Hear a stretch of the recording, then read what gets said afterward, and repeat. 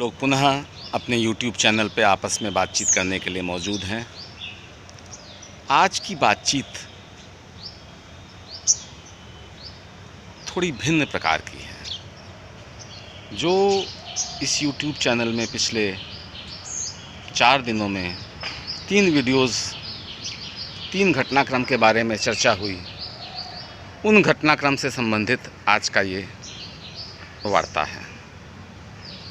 सर्वप्रथम सुल्तानपुर के महुआ तहसील में जिन 3 प्राथमिक विद्यालयों को सरकारी अनुदान, सांसद विधायक निधि का अनुदान मिला था, उसकी जांच के आदेश दिए थे जिला मजिस्ट्रेट ने। जैसा कि मैंने अपने वीडियो में कहा था कि 16 साल तक उस स्कूल का ज़मीन पर कोई अता पता नहीं था और सभी लाभ उसको दिए जा रहे थे।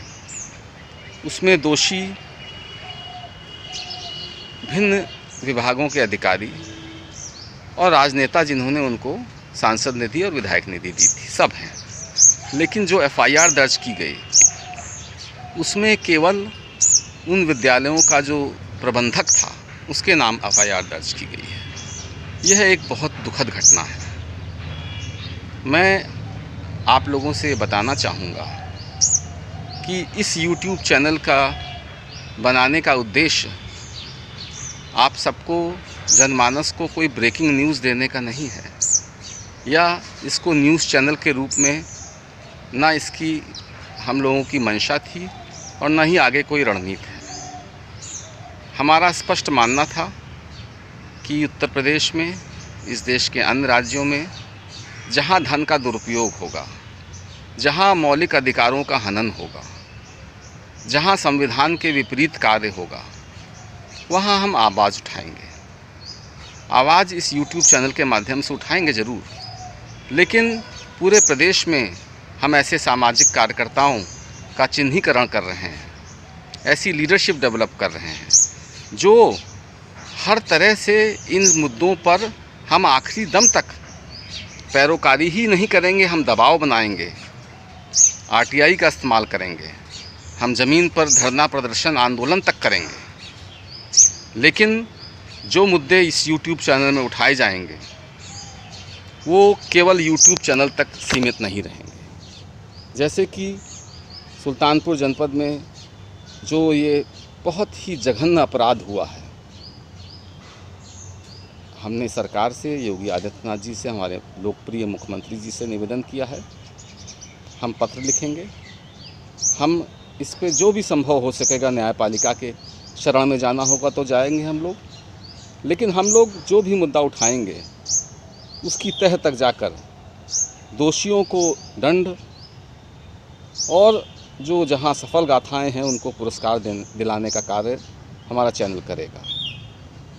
कल मैंने जो वीडियो डाला था वो सेवा प्रदाता, सर्विस प्रोवाइडर्स से संबंधित डाला था। कल मेरे पास बहुत से फ़ोन आए सर्विस प्रोवाइडर्स के, कुछ लोग मुझसे मिलने आए, उन्होंने अपने दस्तावेज़ दिखाए कि वह सेवा प्रदाता जो उपलब्ध करा रहे हैं विभागों में, उनको वो डायरेक्ट सीधा उनके खाते में पैसा भेज रहे हैं, उनका EPF, ESIC सब कट रहा है।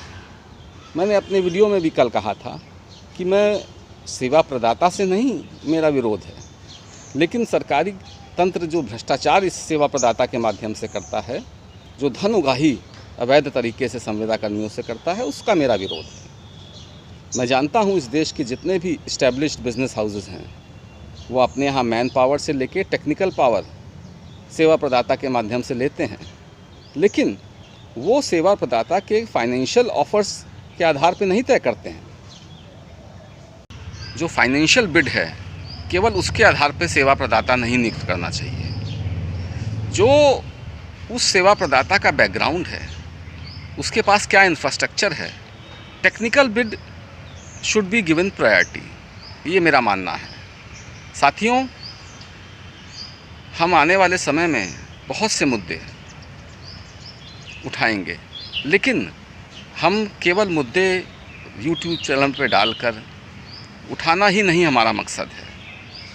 हम ज़मीन पर इन मुद्दों पर सही फैसला हो और एक संदेश जाए इसका प्रयास करना भी हमारा मुख्य उद्देश्य है। Friends, today we will be discussing about the two videos which we have put in our YouTube channel. One was the gross misappropriation of funds in two primary schools in the districts of Sultanpur. This is a fit case of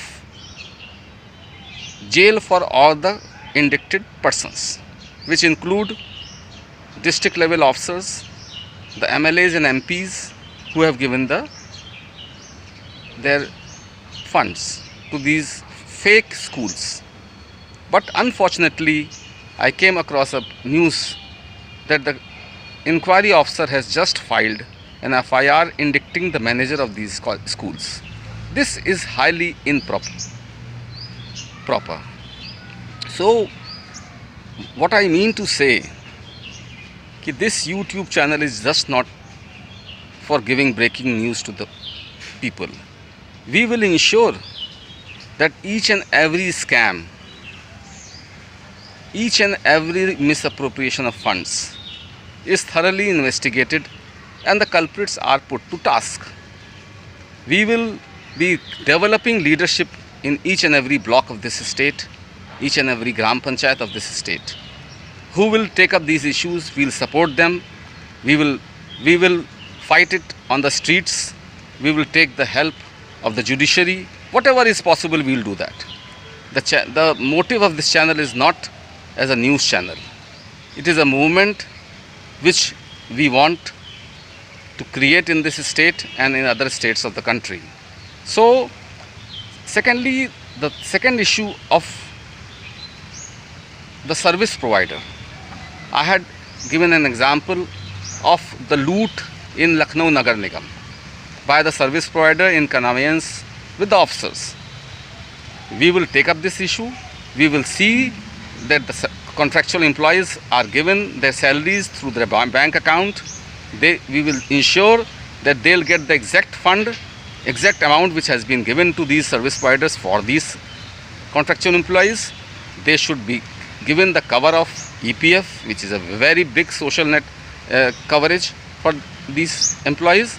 So today, before we go ahead with this news channel, I want to make something very clear to each and everybody, and especially the people whom I am working with at the district and block level. Thank you, brother. Thank you.